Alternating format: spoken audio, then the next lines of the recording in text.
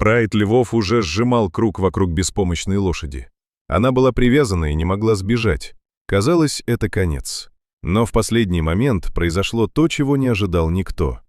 Палящее солнце выжигало африканскую саванну. Сухой ветер гнал пыль над мертвой травой, словно шепот древнего предупреждения. Под искривленным баобабом стоял изможденный жеребец, когда-то сильный и свободный, теперь едва державшийся на ногах. Его тело дрожало от усталости, дыхание было рваным, а глаза, прежде полные силы, потемнели от боли. Под копытами потрескавшаяся земля, запятнанная кровью. Вокруг пустота, ни помощи, ни надежды. Неподалеку стоял человек, скотовод по имени Чакве. Его взгляд был холоден, он уже все решил.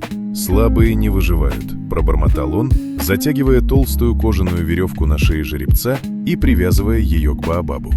Узел был тугим, без шанса на спасение. Он ушел, не оглянувшись.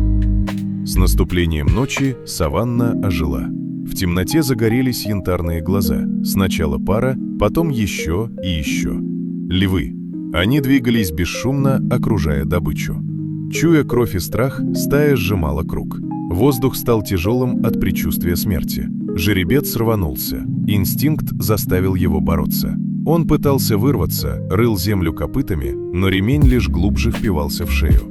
Каждая попытка – боль, каждое движение – отчаяние. Львы подходили ближе. Один из них, крупный самец, вышел вперед. Его уверенность была спокойной и страшной. Он знал, добыча никуда не денется. Но жеребец не сдавался. Даже на грани сил он сделал последний рывок. Когда-то он мчался по саванне, свободный как ветер. Его называли духом равнин. Но все изменилось. Сначала легкая хромота, затем боль. Чакве пытался лечить его, но быстро потерял терпение. «Нет пользы от сломанного зверя», — решил он, и оставил его умирать. Но в ту ночь произошло неожиданное. Сначала звук копыт, затем силуэт в темноте. Женщина, ее звали Калима. Ветеринар и дочь племени, она верила, что каждое существо заслуживает шанс. Увидев происходящее, она не остановилась. Она направила коня прямо к львам. «Назад!» — крикнула она. Хищники зарычали, но не отступили. Калима спрыгнула на землю и бросилась к жеребцу. Узел был слишком тугим. Львы приближались. Один из них пригнулся для прыжка. Тогда она выхватила нож. Не было времени на страх. Лезвие скользнуло по ремню, разрезая его с усилием. Еще мгновение, и он лопнул. Жеребец освободился. Он едва стоял, но был свободен. Калима встала между ним и львами, размахивая веткой.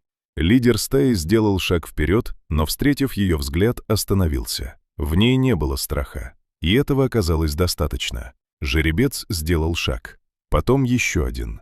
Калима вскочила на коня и потянула его за собой. Он последовал. Они умчались в ночь. Львы остались позади. Позже она привела жеребца в деревенскую клинику. Там за ним ухаживала старая ветеринар Нира. Лекарства лечили тело, но Калима лечила душу. Она говорила с ним, оставалась рядом, не уходила. День за днем он менялся. Сначала встал увереннее, затем начал ходить, а потом снова смотреть без страха. Однажды он подошел к ней сам, и она поняла, он вернулся. Не только телом, но и духом. В одно утро она вывела его в саванну. Он замер, вдохнул воздух и побежал. Свободный, сильный, живой. Калима смотрела ему вслед и знала, спасла не только его. Иногда все, что нужно, это один шанс. Один шанс, чтобы все изменить.